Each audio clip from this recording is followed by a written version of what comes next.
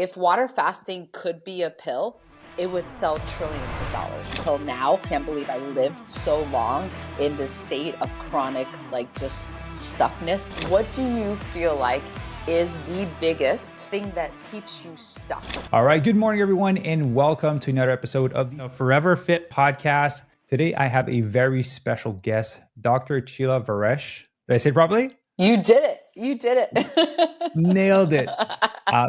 So Csilla is a naturopathic doctor and certified nutrition specialist who has dedicated her career to helping people achieve vibrant health through natural medicine, nutrition, and lifestyle medicine. She's passionate about empowering individuals to take charge of their health, prevent chronic disease, and truly thrive. So in today's conversation, we're going to dive deep into the connection between food, lifestyle, long-term vitality, water fasting, and gut microbiome. We'll explore practical strategies for disease prevention and to help you thrive on a plant-based nutrition. So Csilla, welcome to the show. Thank you. Thank you for having me. I'm excited. I'm excited. I'm excited. So I'm excited we get to record for my show this time. I know. That's what I was about to say too, is that I'm excited that I got a chance now to speak with you twice. So yeah. Yeah. Well, so there might be a lot of listeners that already know who you are, potentially from seeing that previous episode on NHA podcast, I believe. Mm-hmm. So for the people that might be newer to you, do you want to give a little bit of a background as to how you got to do this work? Because usually it comes out of either a personal pain and or having a story from someone that you love that you've had to take care for. So I'm curious to what got you to the place where you wanted to serve people in that way. So my journey started in college. I was pre-med and I was on the trajectory towards medical school. And in my undergrad, because you start with biology and all these pre-med courses, they also did a wonderful thing that I don't really hear often, is that they ask you to volunteer at a hospital.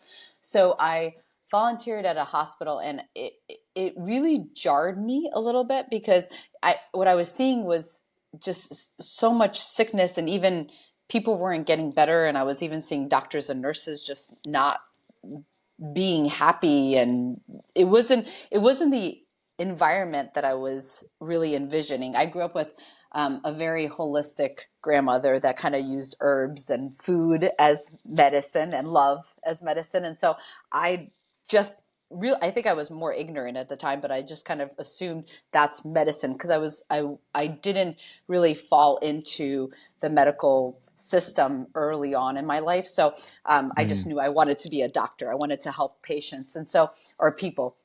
And so I got out of pre-med and I did the next most logical thing. I got into advertising and marketing in Manhattan. Makes total sense, right? And so I got into that for 10 years. And along the way, I found things that really just activated my soul. So I found yoga, I found Pilates, I did a nutritional course. I really started exploring this other realm of health, because it was just a passion of mine. And finally, after 10 years, I was just soulless in the sense of what I was doing. I kind of hit my first midlife crisis, I guess you can say. I had another podcast where he was like, I hope that wasn't your midlife, because then you'd be dead in a couple of years. And I'm like, that's true. But it was early on. It was in my 20s. And I went down the path of trying to figure out what I wanted to do at that point. And I don't remember exactly what I was Googling, but I found Bastyr University, which was naturopathic medicine. And it literally was speaking what I wanted medicine to be when I was in my early 20s or 18 years old, going into pre-med program. And so that's how I got on the naturopathic pathway. And then I was super stressed out for the first boards, and I got into acupuncture and I got into cranial sacral. And then it was in my 20s too that I first heard about fasting. And again, it was just intuitive. It was when I read about it, I thought that is actually something I want to do. It just made 100% sense, but I put it in the back corner, not really thinking too much about it. I just thought, okay, I'm going to do this someday. And then in school, in Bastyr University Medical School, Dr. Goldhammer actually came and spoke to our class. And I remember thinking to myself, I'm like, I need to do an internship there. Just because it just resonated so much. And it was definitely something I knew I had to understand at a deeper level. And then because I was doing a triple track with acupuncture and Chinese herbs, I couldn't really do that. And then serendipitously, I was on route to the East Coast to do a residency in oncology, because that was something that was also a passion of mine in medical school, to do like cancer research. And my husband at the time found work in Calistoga. And if you know upstate, or not upstate, Northern California, Calistoga is around 20 minutes from TrueNorth. At the same exact time, I mean, within like the same month, TrueNorth was looking for a resident because their resident fell ill. And so our residency director was like, if anybody is looking for a residency in Northern California, they are looking for applicants, they're looking for interviews. So I said, well, it kind of makes more sense for me, obviously, to be closer to my husband. And so I came, I interviewed for a week, I fell in love, and 11 plus years later, I'm still here. So Oh, nice. So you still live in Northern California yes. now? Oh, Yep. nice. Yep. I'm in Santa Rosa right now. So yeah. Oh, we probably drove past you a bunch of times. My wife and I went up to Canada tons of time with us. It's a beautiful road trip. Oh, it's a gorgeous, especially if are you doing the coast? Because the coast is amazing. I Amazing. biked the coast from Yeah. Canada to San Francisco. Holy moly. That's That was amazing. a That's awesome. it was a beautiful trip. That is beautiful. Yeah, Nicer to that is. drive, way more relaxing than to have to bike it. I I give my hat off to you, because anytime I see bikers, I'm like, oh my gosh, I hope cars are going to be watchful for them, because it's such a tight road. So yeah. It is, yeah. So it's interesting, like in your story, I feel like there was a lot of components that kind of built you up to the place where you basically heard put it this way, the Institution for Naturopathic Doctor did a good job with their marketing, because it seemed like Hmm. it resonated with you, like at your Totally. soul, like Absolutely. this is what I need.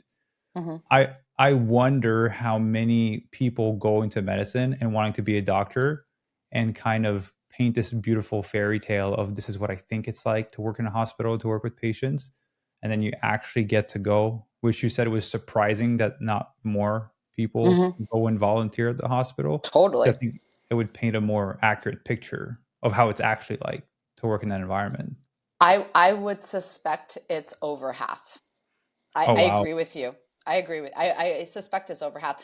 You know, we get the I think amazing ability to have doctors come to True North, and Yeah. when they see what the work that we're doing, because it's really not that well known. Even though I will say that I think whole food plant based and the work that we all are doing, and water fasting is becoming more of a conversation piece, but it's still not, like, nutrition based medicine is still not, or lifestyle medicine is still not as prolific as we need it to be.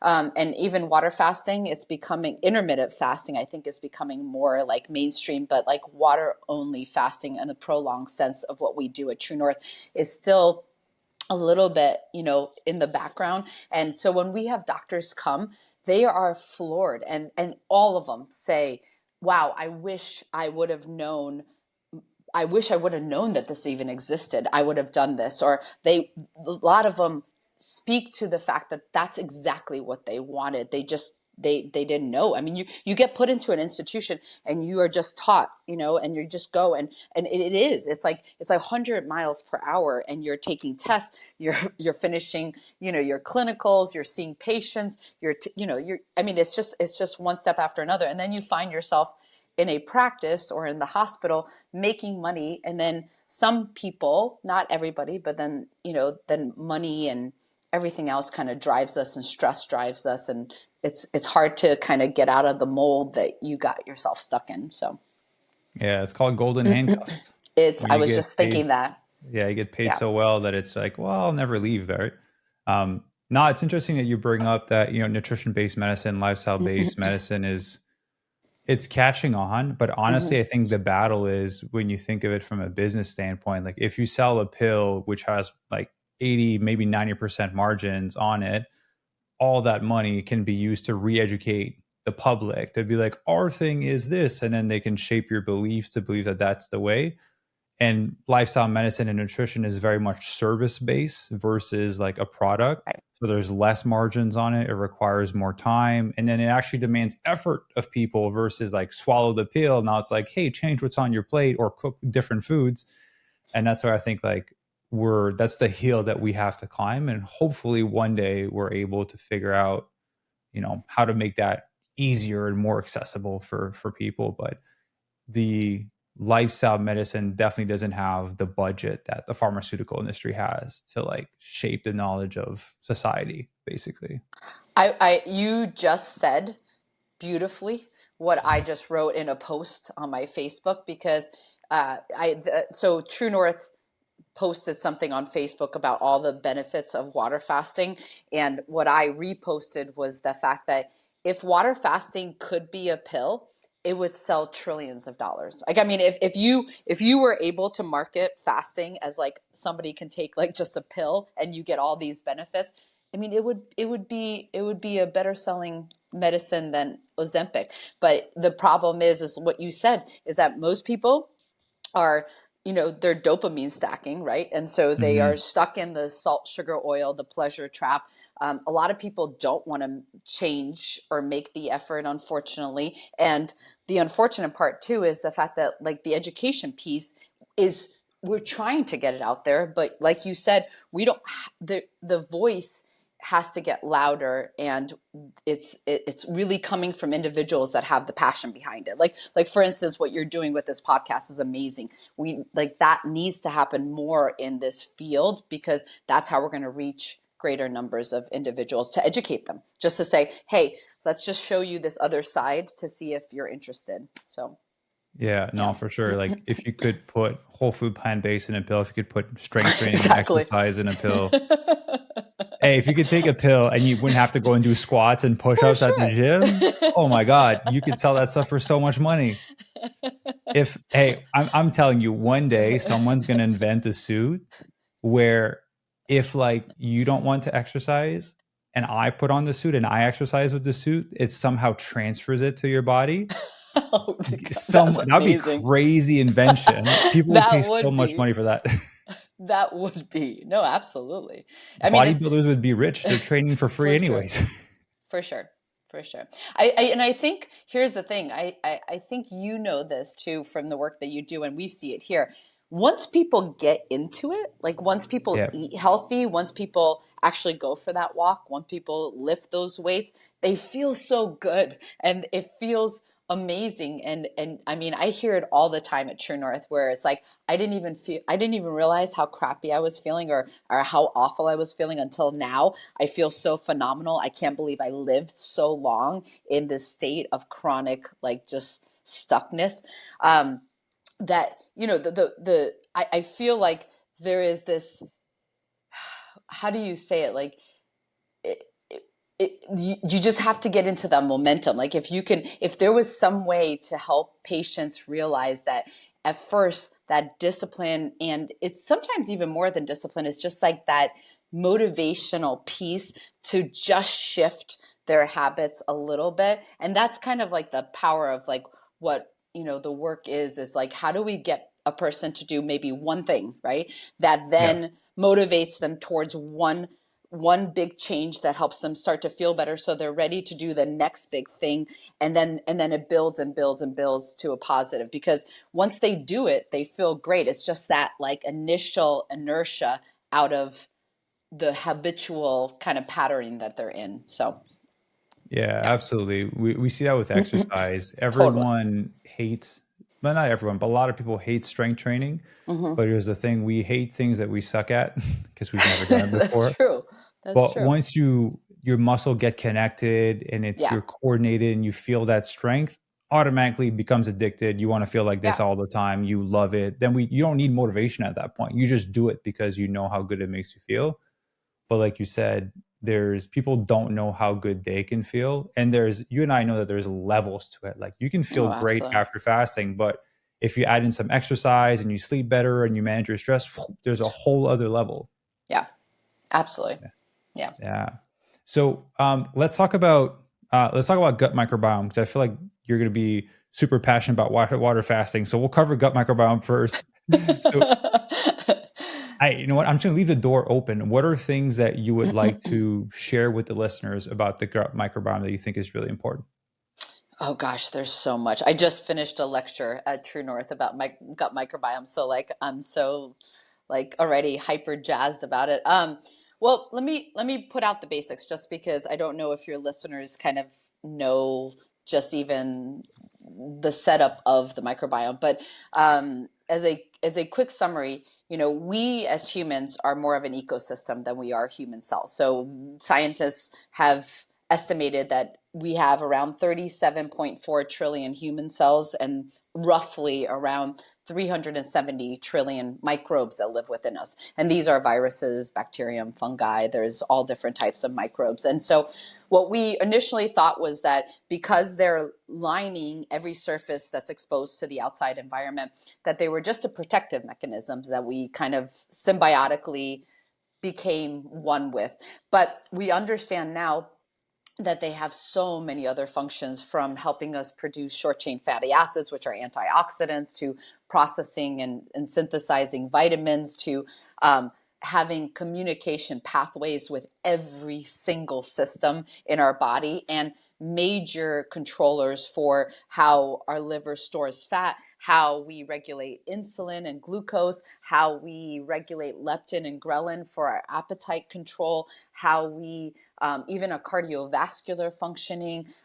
So in immune system, it's one of the major tower controls of our immune system. So the microbiome is at the center of, I think, chronic inflammatory states, and it has to be put as a priority for us to recognize that it can be a huge, number one, play on prevention, but it can also be a huge play as to how we can get somebody from any chronic inflammatory, condition to into remission. And when I say chronic inflammation, I mean chronic inflammation is at the core of everything. It doesn't matter if you're talking about the brain function with Alzheimer's, Parkinson's disease, or we're going into the heart with, congestive heart failure, or diabetes, or rheumatoid arthritis, or osteoporosis.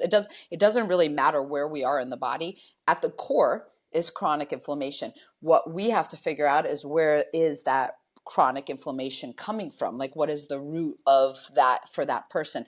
And part of that can be absolutely rooted in microbiome dysbiosis, imbalance, and even further things that result from that, like increased intestinal permeability, which is also called leaky gut, and things like that. Mhm. So the reason why this is important, especially in this context, is because we understand today that there are some things that create great amount of health and rebalance in the microbiome, and those are fiber. So eating a whole food plant-based diet and eating a high fiber type diet is going to be the thing that brings about greater biodiversity within the microbiome. And when you do that, you are creating more and more health and more anti-inflammation and antioxidants, and so much benefit. The other thing is, with fasting, we know, especially with intermittent fasting research, especially 16-hour fast daily, there's an amazing amount of benefit that it offers on biodiversity, and kind of rebalancing the entire microbiome, and really helping it to come back into more normal populations. And so that's another big play, is to not only intermittent fast on a more regular basis, but also come in and do more prolonged fasting, once, twice a year, whatever is indicated for that person.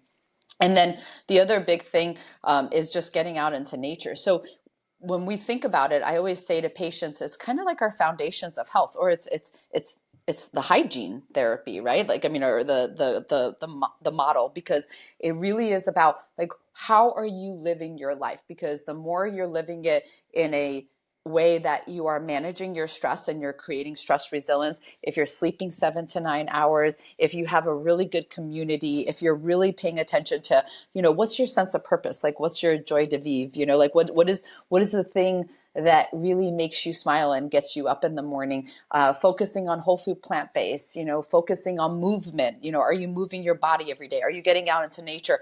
They seem basic, but they are the foundation as to how you can move yourself into health. And it's not surprising, but it is also the foundation of how to bring your microbiome into health. So when you're doing that, that's why people see such great impact in their health. So Yeah, I was going to ask, when it comes to, you mentioned gut dysbiosis, nutrition can make a difference, and you listed a few, lifestyle factors. So just to kind of make it clear for people, food is obviously going to be a big one, and we can dive a bit more into depth with that. You talk about fiber and antioxidants and obviously where those foods come from, but you mentioned exercise and sleep. So what are things that would have a direct impact on the gut microbiome? So you mentioned like nutrition, sleep would have a direct impact, exercise would have a positive impact as well, huge. or lack of exercise. For sure. Um, would, sounds like a silly question, but smoking, drinking, not sleeping enough, stress, physical, psychological, emotional, those are all factors that would also create gut dysbiosis. For sure. I mean, think about what alcohol is. So alcohol is an antimicrobial. So there was a study done, and I don't remember what year it was conducted, but they were looking at like even alcoholics, where some people who are in the depth of alcoholism will actually use rubbing alcohol. They will drink Mm-hmm. it because it's the similar Heard of that. composition. Did you? Yeah. And so most people in the world, if you ask them, will you drink rubbing alcohol? They're like, absolutely not. But it's a different proof, but it's a similar composition. So the reason I give you that is because that's an antimicrobial. And so you do that, or you do any toxin like smoking, or, even truthfully, like pharmaceutical medications, they're chemicals put together in a lab, which sure, they have certain mechanisms of action within the body, but they are absolutely creating shifts and changes, and all of them have a play or an impact on the microbiome in a negative way over time. Some of them have a greater impact than others, like for instance PPIs, which are proton pump inhibitors, antibiotics, NSAIDs, Mm-hmm. especially ibuprofen. They have birth control pills. They have a greater kind of impact on the microbiome's health in a negative setting than most other ones, but all of them are chemicals that are gonna affect it. And then stress is huge. So one of the big uh, kind of research that they have done with the Human Microbiome Project since 2007, with its inception, is that they've realized that stress is one of the major ways that we can take the opportunistic type of microbe populations. Which, what I mean by opportunistic is that these are part of our biodiversity, so they're important. We need them. We don't want to get rid of them, but they are opportunistic because if you play nice with them, they're going to play nice with you. If you piss them off, they're going to piss you off. And so one of the ways we get these different microbes into a place where they're more aggressive, they're more pro-inflammatory type of signaling, is with high levels of stress. So we understand that stress plays a huge role, not only directly with their inflammatory pathways, but also indirectly through the microbiome. So yeah, so everything you mentioned has like a huge play. Yeah, because I want people to understand that it's, some people put so much emphasis on like, I'm eating whole food, plant based, I'm going for walks every day, but they're stressed out of their mind. And Totally. I've shared this in the past like 3 years. I was dealing with like a neurological issue. Mm-hmm. I'm eating whole food, plant based, I'm fit, I'm the definition of health, but because stress was so high during some period, it would cause me to have some of those issues. And then you think about, I've had multiple conversations with Chuck about this same thing as well. Eating whole food, plant based, he was moving his body, he was exercising, but really high amounts of stress. obviously he's dealing with other things, but stress was a big component as well. So you can do all the right things, but if you don't manage your stress, you could be eating whole food plant-based and exercising, and it would still affect you in a really negative way if you don't take care of it.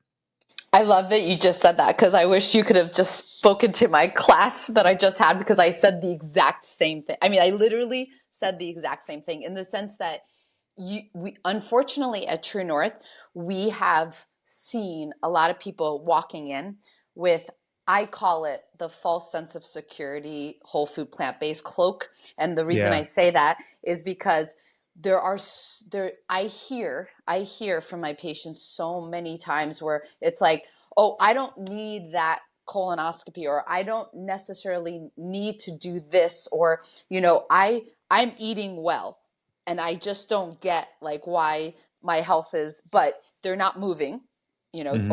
or they're, like you said, they're stressed, to the max, and they're not recognizing that as a piece, or they have all the components, but they're not sleeping. They're Yeah. sleeping 3 hours a night, 4 hours a night. So one of the educational pieces I have is exactly what you just said, is the fact that I really feel like understanding whole food plant-based is huge. Like, I mean, that is so important. But you really have to look at us as humans as complex, and we need multiple factors in order to get to that place of optimal health, or keep it, Yeah. too. Just a little interruption before we get into today's episode. So, as you may know, I run these shows ad free. Everything is self funded through our coaching program. So, the small little ask that I have for you is to simply subscribe to the YouTube channel to support the work that we do, and to follow if you're listening on audio. Also, I want to give you a free gift. I wrote 6 emails that will tell you exactly how to figure out your calorie goal, your protein goal, to help you improve your body composition, along with over 100 exercise videos that I've personally filmed, with a little workout program in there and some meal plans to help you get started on your transformation, so that you can lose your next 3 to 5 pounds on me within the next few weeks. And you can sign up for that absolutely for free by heading down below in the description and simply entering your name and email, so that I can send you all the information and the meal plans and the workouts. So enjoy this free gift and enjoy the rest of the show. So I think like the 4 core pillars are going to be nutrition, exercise, sleep, and stress management. I think, like, would it be fair to say that those are the 4 that will have the biggest impact on the gut microbiome? Yes, but I would say I would bring in mindset too. So the reason I would bring in mindset is because there is a lot of research being done in psychoneural immunology, and or biology as well. And what that means is psycho is thought, uh, psychoneuro is the like nervous system, or the track as to where the neurotransmitters are going, and biology, meaning that we understand today every single immune cell has a receptor for a neurotransmitter. And so it's really important, I think, for people to understand that how you think, or what you think, or the how you're waking up in the morning, how you're dealing with situations, really does impact not only your relationships, but also impacts your biology as well. So I personally would probably say that there's 5 huge impacts at this point. So everything you said, and then I would add in the mindset piece, or the psycho, neuroimmunology piece. Yeah. So basically, like, if you were to use an analogy of like putting on certain glasses, it would be more like optimistic, pessimistic. Your framing and what lens you view life through is going to make a big difference. Huge. Yeah. Yeah. Uh, Huge. Yeah. And also I would also say how, like, this goes into the stress piece. So it kind of, and this, I mean, and just to kind of tell your listeners, everything flows into each other, right? Because yeah. also the mindset piece, if you come into a situation where you can say, okay, this is not what I expected, but how do I see this in a way that I can learn and grow? Your stress goes down, right? Then you're not anxious, and you can sleep better, and it just kind of goes around in a proper circle. The other thing is the control piece, right? So it's about, how do we approach life? Are we approaching life where we are really getting upset, or we are trying to control others, or things that are outside of our control? Because truly we can only control ourselves. And so it just goes back into the mindset and how are you viewing, life. So it's just, like I said, it's just kind of around and around in terms Yeah. of how it all impacts each other. So Yeah. So if you live as, and I'll just say, if you live as a victim, if you live as a control freak, there's many different extremes. But if you can learn to live exactly. in that middle, in the middle, and have that adaptability and that resilience, it allows you to better navigate scenarios. And to be fair, like if you sleep 4 hours a night, you're abusing caffeine, you're eating processed food, and you're not exercising, you probably won't have a lot of positive mental resilience. You probably won't really be adaptable at that point. You're probably Right. more likely to overreact. Absolutely. Absolutely. For sure. So before we go to water fasting, I got one last thing on the stress Hmm. piece, because I think Yeah. more and more people are starting to talk about it because, like you said, there's a cloth of like veganism or whole food plant-based eating that people have been wearing for a certain amount of years online. And a lot of the people that are some of those high performers in the vegan or non-vegan world are starting to get sick because they've pushed their body so much to build brands or businesses. And like, I've been in that place as well, Hmm. which is why I take the first 7 days of every month to do a digital detox / dopamine detox, right? For that reason. So more and more people are talking about it. But I think there's an element also of having positive stress on the body that Hmm. could be helpful to the For gut sure. microbiome. So the two that come to mind, and you can let me know the impact of those, and if there's other added to that list, like obviously exercising would be a form of positive stress. And some people would also put, like ice bath in that category of like creating that resilience. I don't know if you're for ice bath. I love them, but I'm curious if there's other things also. Yeah. I mean, so when we think about hormetic stressors, water fasting falls into that because that's one of the powers behind water fasting. You're absolutely right. Cold is part of that. Sauna or heat is part of that, and then Yes. exercise is part of that too. Um, I haven't seen as much literature on specifically the direct impact of like sauna or cold on the microbiome as much as I've seen fasting and exercise definitely have direct impact on the microbiome's health. I can say this though, anything that we do that can affect our sense of calm, peace, our nervous system can always have a direct impact on the microbiome. So that is one thing we do know. And when you look at the long-term impacts with cold therapies or even saunas, while there's multiple reasons they are beneficial in that hormetic stress piece and the epigenetic changes that happen, there's also a huge nervous system kind of component that happens Yeah. in a good way, and so I would say that there's probably is a beneficial aspect to it with the microbiome for sure. Yeah. Yeah. They suck so much, but they're so enjoyable. To just get into I an know. ice bath full of ice cubes. Yeah, I'm looking at the literature kind of it repeatedly, but I know that there is some new literature coming out where I think ice baths, you just have to be careful with them. I think for men, there's a little bit more ability to do them in the length of time or what's being more mainstream publicized. Whereas I think there's newer research showing that with women, we have to be a little bit more careful just because of hormonal differences and things of that nature. So, but I think they're still helpful, and there's still a lot of positive qualities. It's just more about like the intensity and like the length of time that I think needs to be just taking into account of who you're talking to. And that goes with anything, right? Like even like Yeah. cardiovascular disease, you want to be careful with that. You want to talk to your doctor before you go into it. So, yeah. Yeah. No, I've cut them down to once a week for like 2 to 3 minutes just because it was a headache to get this many ice cubes like every day. So I was like, once a week is enough. But I've again more of a personal statement, but I've noticed a difference in mental resilience for sure. There's just your ability to handle harder things seem to be a little bit Hmm. easier, which has definitely been enjoyable. So Yeah. now let's talk about non-frozen water fasting. See that transition? I love it. That was smooth. That was I, smooth. I I was like sitting on that one for like a minute. So Yeah, do you mind sharing with people what water fasting is? Because, Mhm. like you said, it is becoming more mainstream. You brought up, intermittent fasting. So, fasting for an 18-hour window. And then obviously you can do like a week, 2 week, 3 weeks if you go to the center. So, do you mind kind of like explaining that to people that might be newer to it?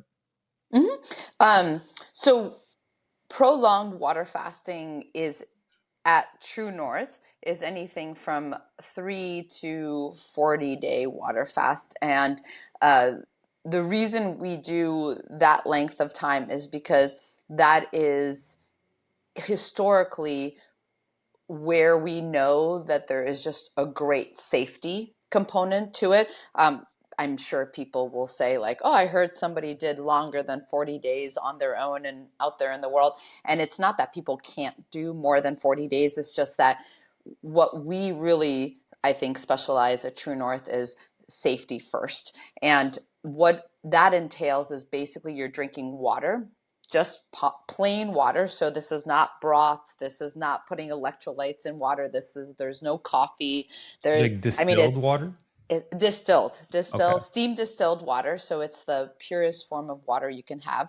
And we average around 60 to 80 ounces of water per day. And what we do is we actually monitor patients twice a day. So once in the morning, once at night. And that's because we, again, want to make sure that we're creating a very safe environment for them to go through this amazing, amazing healing process. To set people up, people have to do a pre-feeding before the fast, which usually entails fruits and vegetables for 2 to 3 days. There's a post-feeding that really prevents refeeding syndrome and really gets people into a healthy diet and prevents any sort of kind of negative occurrence that could happen when you're just overloading the digestive system after such a long water fast. And then when people are here, we usually do every 7 days, we do a complete blood count. We do a comprehensive metabolic panel. We also do a urine analysis to make sure that we are catching things if they do come up while people are fasting. The main component, which is something we've been talking about, and this is why I'm writing a book, and I'm hopefully it's going to come out early next year, is that I think one of the key pieces, in addition to the benefits of fasting. So in fasting, I always summarize it as three main components that I feel like bring about the healing effects. One is the hormetic effect, which we've been talking about, which is basically when you apply a positive stress or a stressor on the body, and the body is able to really be able to handle it, it can be very positive. And so we talked about sweating, we talked about or sauna, we talked about cold, we talked about exercise. Fasting is one of those that creates then epigenetic changes that have massive cellular benefits for cellular rejuvenation. And then there is the ketosis, which a lot of people talk about, and that is using fat. And specifically, the cool thing about water fasting in the prolonged sense is that we know from studies we prefer to use visceral fat, which means it's the fat right around the middle, which is more inflammatory. So your body's Hmm. super intelligent. It's going to use the fat that we want to get rid of so that we can create the best or the optimal amount of health in the system. And so that is one thing. And also, one of the things that happens with ketosis that's great is the fact that when you really break apart those fat cells and you're using them as a fuel source, you also break apart and you can liberate toxins that might be stored in fats, because a lot of toxins are lipophilic, Yeah. meaning they really love fat, and we store them in there. And then finally, about the hormesis or the hormetic stress, and then autophagy, which a lot of people, also know that term, which is basically cellular cleansing or upregulation of cellular cleansing and getting rid of cells that don't serve the body anymore. And also, one of the main factors of autophagy, which people don't talk about, is the recycling of things you do need. So it's this really energy efficient process that happens. And so that's the three huge benefits of water only fasting. But I think one of the other kind of keys, and this is what I write my book about, is the fact that people don't talk about the rest. people Hmm. come to True North and it's like the first time they have done nothing. I mean, I ask this question often in my stress lecture. I give a lecture on adrenal health, and I'm like, when was a time when you've done nothing? I mean, not even doing laundry, not doing dishes, but really just spent moments to yourself. Most people say never. And Hmm. so fasting offers this period of time where people do get to get into that parasympathetic nervous system, that rest, and then I think that's where you heal at the deepest level. So that's water fasting, and water fasting specifically at True North. So Yeah, no, for sure. A time where people haven't done nothing, not drank coffee, not had any stimulants of any sort, not had to digest any food. yeah. Most people have never done that or consciously taken the time to do that. Hmm. So you brought up, ketosis and autophagy and all the benefits. What is the time frame of water fasting before that starts to kick in and you start to see some of the benefits? And then what is, I don't know if you can give that, but like the number, but what is like a full cycle of like, oh, we've gotten all out of the autophagy process and everything else? Is there like a timeline for the full benefits to happen? And then when does it start to kick in? Yeah, I would say this is that yes, there is different stages of body going through physiological processes that gets us ready for fasting. But here's the thing, because I think this is what you're asking, is the fact that everybody is a little bit different. And there is no one period of time where, or one length of time that you can say everybody is going to have some sort of benefit on day 3 or day 5 Hmm. or day 7. The numbers are pretty arbitrary. What we do know is this, and this is where we can start to estimate times, is that when people are able to do 14-day fasts, let's say, on average, that is where we've seen the greatest number or the greatest success with people starting to drop blood sugar levels, starting to become normal tensive with their blood pressure. So we understand metabolic Yeah. changes happen around 14 days. Like, that's not to say somebody can't walk in that's salt sensitive and literally on day 1 their blood pressure drops and they're like, I've never seen that happen, but they're just diuresing so much salt and they're salt sensitive and it just happens immediately. I've also seen people that are in the opposite side of the spectrum where they're so stressed and they have such a high type A driving personality that it takes them 30 days before we start to see blood pressure drop. So the timing is very different for everybody. And truthfully, some people, if they don't have a lot of visceral fat to lose, sometimes you get them into a fast and within 5 days they're like, I feel amazing, like I feel better, like that's all I needed. While other people, let's say if they do have a little bit more weight to lose or a little bit more visceral fat, sometimes it does take them 21 days before we see an impact. So the time, it's tough to give an exact time. What I will say, and autophagy or this cellular cleansing is really like, we're always detoxing. We're always, Yeah. we have lysosomes in our cells that are these organisms, organelles that are cleaning house anyway.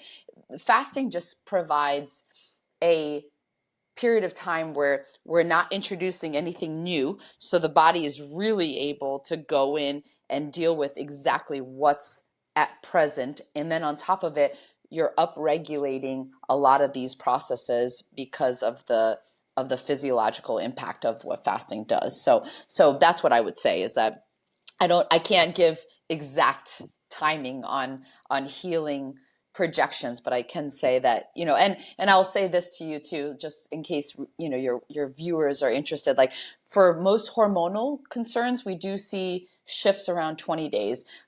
Most cancers, especially lymphoma, which we've been seeing a lot of, we do see more shifts around 20, 21 days or 30 days. So there does, or even like autoimmune issues, like we do see shifts more in the longer prolonged fasting phases, but that doesn't necessarily mean that everybody has to do 21 days. It's just that, again, on average, that's where we tend to see the greatest impact. So Yeah. No, I totally understand. It makes sense. If someone comes in and Yeah. stressed out of their mind and or they're 40 pounds overweight or they're already like an athlete and they're very lean, it would be a very different response.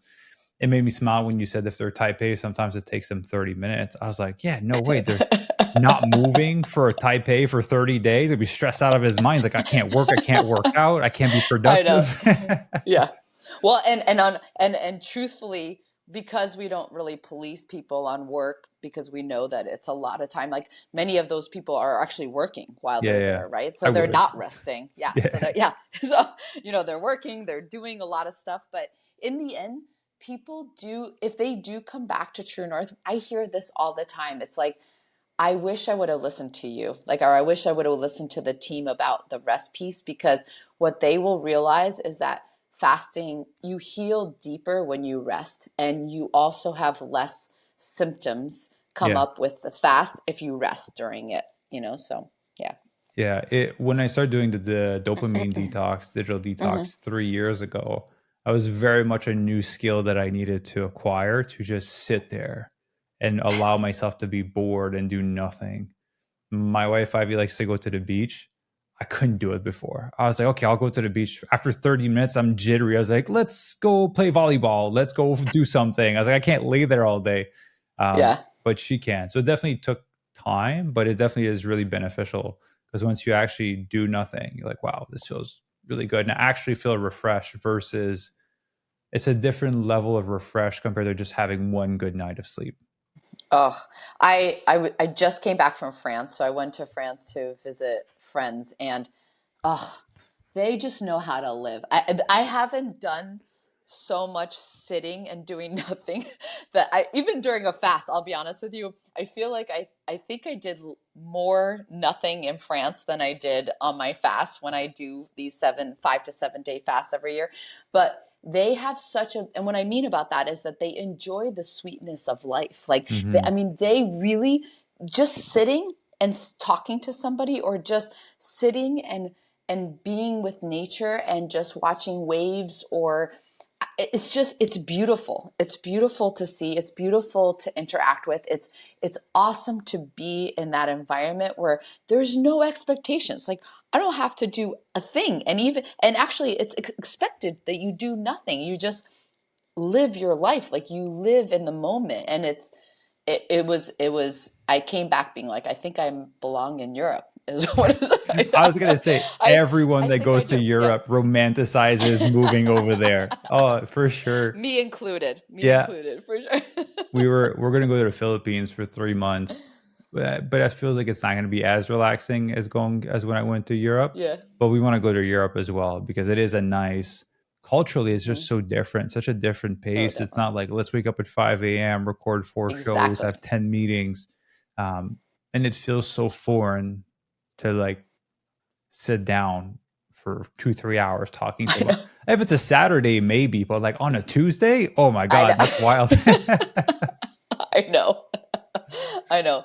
Well, I hope you do get there, because it's a good reminder for sure. Yeah, I'll be honest with you. My schedule is I've built the exact schedule that I wanted my entire life, I so love that. I'm relaxing. I'm pretty good. Um, That's awesome. so I was going to ask you brought up earlier intermittent fasting and people using Hmm. that word as water fasting, basically. So you brought up the timeline of 18 hours. So basically, that's a period of 18 hours where you're not eating any food, you're just drinking water. I've heard coffee and tea being allowed during intermittent fasting, but if you're doing water fasting, you can't do those two, right? If you're doing like an I intermittent 18 hour. This is what I say, is that it depends. The impact of coffee or tea, or even some people are like, can I put lemon in my water, or things of that nature. So the way I describe it is this, is that it depends on what your goals are. If you're really doing it more for just weight loss, to be honest with you, like, you doing a little bit of lemon in your water in the morning, or like a tea or a coffee, I don't necessarily like recommend doing it, but I'm just saying, like, you're still going to get the weight loss benefits and the metabolic benefits that comes along with intermittent fasting. If you are doing it though, and you really want to get the maximum full healing benefits that fasting can offer, then I would say water only and do not introduce any other substance. Because if you think about it, first of all, coffee pushes cortisol in the system. And so when you push cortisol, you're pushing glucose. You're also stimulating the fight or flight system because it's a stimulant. And it's also, you can buy mold free, you can buy the best roasted coffee, but it still has some acrylamide in there. There's still things that your body has to detoxify. Yeah. Tea, the same thing. You can buy the best green tea out there in the world. Your body still has to detoxify it. It's still digesting it. Same thing with lemon. Lemon's great for the liver, but still, it's something that your body's digesting. So when you do and you add that in, you are taking away from the power that you can have from just doing water and allowing your body to go through that really optimal fast. Yeah. So now, let me ask you a fitness related question to fasting. Yeah. So, because that gets brought up often with people that are trying to lose weight. It's like, oh, I'm just intermittent fasting. But I'm like, yeah, but if you're fasting for like an 18-hour window, so you go to bed at 10 o'clock, that means that by like 2 p.m. or 6 p.m. you can eat basically the next day. Like if you are from 6 p.m. to 10 p.m. to eat 5,000 calories because you didn't eat for that long, like that will still offset like you obviously you'll get some benefits from not eating for 18 hours, but if you're consuming like 5,000 calories of some processed food and a blend of healthy food, like you're still overeating at that point. It would still negate the fat loss effects. So I love that you brought this up because I feel like there are components to intermittent fasting that I think people do need to take into consideration. So while there is a nice boost to growth hormone, so that's awesome, especially if you're trying to train.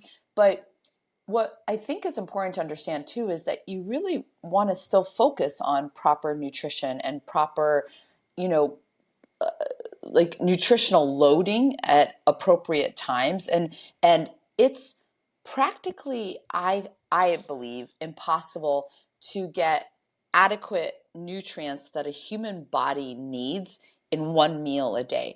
Oh, you So can't. It's I too much I food. don't yeah, I don't love one meal a day type of fast unless somebody is doing, let's say, for metabolic health or for weight loss, and they're doing, like, let's say 24-hour fasts intermittently, kind of scheduled during the week. That's a whole different scenario where maybe Yeah. they'll do just one day like that, but they're not doing that consistently. But if somebody is doing something like that consistently and they're really actively working out, that's where I would even say, like, okay, we have to evaluate your nutritional load and make sure that you're getting enough of, like, actual antioxidants, phytonutrients, proteins, Yeah. Calories. like protein, carbohydrates, calories, like everything, to not just take you through that one day, but also to optimize your health, into the future too, because it's going to affect somebody who's doing something like that. It's not just going to affect how well you can, rebuild muscle or your, cardiovascular, functioning, but it's also going to affect your sleep. It's going to Yeah. affect, I mean, there's so many pieces to it. So I agree with you. I don't think there's a one-stop shop where somebody's like, I'm intermittent fasting. That's all I need to do, and that's it. And also, and it's not gonna. It's just like fasting in the prolonged sense too. People come and they'll fast and they'll think that it's a cure-all, or they'll think that that's all they need to do, and then they can go back to their lives Yeah. You gotta and eat live it the food at way some that point. and I say this all the time to patients. Fasting is not a cure-all.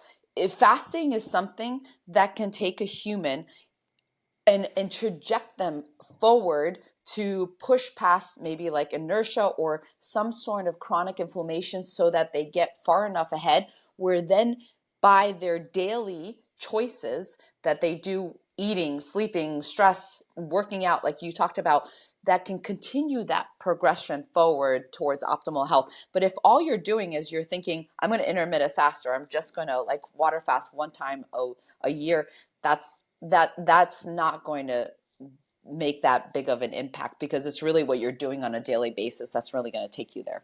Yeah, So, no, I appreciate you talking about that with me, because when I've had people that talked about fasting in the past, they've been a bit potentially defensive a little bit. And I'm like, but eventually they have to learn how to improve their relationship with food. Eventually have to learn how to properly structure totally. their meal. Like you could, fasting has great benefits, but at one point you're going to have to eat a meal with your family. And then it's like, what does that look like? Can you learn to make the right decisions and proper structure? And talk about weight loss. Like if you're just trying to like lose weight, yeah, calorie deficit, don't even worry like protein. Like weight loss could be muscle loss and fat loss, right? As long as Mm-hmm. I'm on a scale. That's why we do body recomposition, which involves Mm-hmm. you have to consume more food. So because you have to fuel the muscle. And like you mentioned, like one meal or even two meals, if you have to consume 2,000 calories and X amount of protein in like a 2 meal window or a short window, like I love your opinion on this, but if you're not eating for 18 hours to give a rest to your gut, wouldn't that be overstressing it to eat that much food in one go? That's a lot of fiber in one go. That's a Mm-hmm. lot of food to digest in one go. Yeah. I mean, I think the most information that we have with that is more in prolonged fasts. Hmm. Like in terms of, that's what we try to prevent, is refeeding syndrome. But Oh, that's what in that is a, called. yeah, Okay. it's, yeah, yeah. Well, and I would say this in defense of what you just said too, is that just when you understand the mechanism of digestion, and when you understand, just even the concept of, it's really important to eat slow and to allow things to digest and to stop at 80% full, then it goes to exactly what you just said, is that you can't, to overload your system over time, you're going to create definitely issues. It might Mhm. not be immediate, but you're definitely going to create issues if you keep doing something like that. So like I said, I really don't love when, even when people come in and they're like, I'm doing great, I'm just doing one meal a day every day. I'm like, oh, let's talk about that. Let's definitely think about how we can change the mindset around the benefits of intermittent fasting, but also making sure you're getting enough nutrition. Yeah. I have the perfect analogy for what you said of like eat Mhm. slow and all that. Eat like you're living in France. Yes. I love it. Yes. Yes. It's a Slow, good take your reminder. time, Yes. chew, no rush. True. Exactly. It's a 3 hour event in France. So Exactly. Hey, proper digestion though. it's huge. It's Yeah. huge. Yeah. You Yeah. make me want. You make me want to book some flights. We were looking at it for the first week of October. I've been looking at Paris and Bordeaux, and I'm like, should we do it? Should we not? I got a lot of Uh, Amex points, so we'll look at it after. well, you would be proud of me. I did Paris in literally 24 hours. Like Oh we wow! hit every, I mean, I've been to Paris before, but we really wanted to just kind of re-hit all the major spots. And we walked, I think, I forget what we clocked, but I think like 32 kilometers or something to that Oh effect, which wow! I forget what the conversion is, but it was a lot. It was like walking a part of the Camino is all I know, is because, Yeah. but it Well, was, yeah, yeah. that's like 10 kilometers short. That's almost a full marathon, basically. Is it? Yeah. I'm from Cool. Canada, so we use kilometers, same as Oh Europe. yeah. So it's almost Yeah. a full marathon you walk. It's awesome. Yeah. Yeah. So you'd be proud of me. Yeah. Yeah. That's a lot. That's a lot of steps. Yeah. It was um, fun though. I love seeing cities by like by walking them. I feel like that's such a great way to see them. But yeah. Yeah. Well, I'm excited to do that. And I usually get tattoos wherever I go. That's why I have so many, because I've been to so Oh many different really? places. Just get a Oh, tattoo from a we local learned artist. something new about you. Huh. Yeah. I'm That's a awesome. map of where I've been, basically. That's cool. So what do you decide on getting when you do get them? Whatever I feel like getting there. There. The first It tattoo, I comes to spent you. 2 years thinking about it, but I got Yeah. like 20 plus now. So it's just like, that looks cool. I think it fits perfectly in this spot right here. And then we just get that there. That's amazing. That's Yeah. amazing. So I'd love to ask you some, final words of wisdom for people, because usually when I do these podcasts, there's a lot of knowledge that's shared. And potentially there are people that are listening. They're like, oh yeah, this is a great reminder. I already knew this, or potentially it's the first time that they're hearing the information. But at the end of the day, you can have that information in your head, but unless you do something with it, it's not really going to shift anything in Hmm. your life and in your health and in your body. So what are some actionable things that people can do to start improving today? And you also obviously mentioned the center as well, because you're going to be working with you guys. Well, let me start there. So if you are thinking about, or you have ever thought about doing a water only fast, I would say the very first thing to do, because it doesn't cost a thing, is just you just taking that first step, is to call TrueNorth or look up healthpromoting.com, which is the website for TrueNorth, and set up a free consult with either Dr. Schur or Dr. Goldhammer, who talks to you, and just to get a little bit of information, just to get your feet wet, just to get the ball rolling in terms of just even understanding whether or not this is something for you. The other thing that I would say is, it depends on the person, but I kind of said it before, in the sense of, I work with individuals, and what I always ask is, I ask the question, what's your obstacle to cure? So meaning, what do you feel like is the biggest thing that keeps you stuck? Like, is it stress? Is it the fact that you're not moving your body? And whatever that person says that is, trying to figure out what could be like one thing they can do that allows them to just start the process towards moving the dial even one degree. And so here's some examples. So if it's sleep, then kind of breaking it down and saying, well, what are some things that we can do that can optimize? Like, are you on the computer for too long at night, so you're having the blue light? Is it the fact that you're not waking up in the morning and maybe getting outside into sunlight? Is it the fact that you're eating too late? Is it the fact that you're drinking too much water late at night and not getting enough hydration? So it's about like figuring out what's like, maybe can you set the timer and make sure you're in bed by 9:30? Like, is that a step that's possible? So even if you're not falling asleep, just to create that habit. If it's movement, right? Like, can we put the sneakers by the door just as a reminder that you want to get out and go and make that first step? Or maybe it's the fact of somebody just drinking a glass of water very first thing that they do when they wake up, so that they feel accomplishment, and then that hydration, they start to feel maybe more energy in the morning because they're hydrated, and then that starts the process, in terms of getting them into maybe the next like health habit stacking. Or like stress, what's the biggest thing that creates stress in your life? Is there a way that you can have maybe meditate around how to deal with that in a different way? Can you be thinking about it in a different way?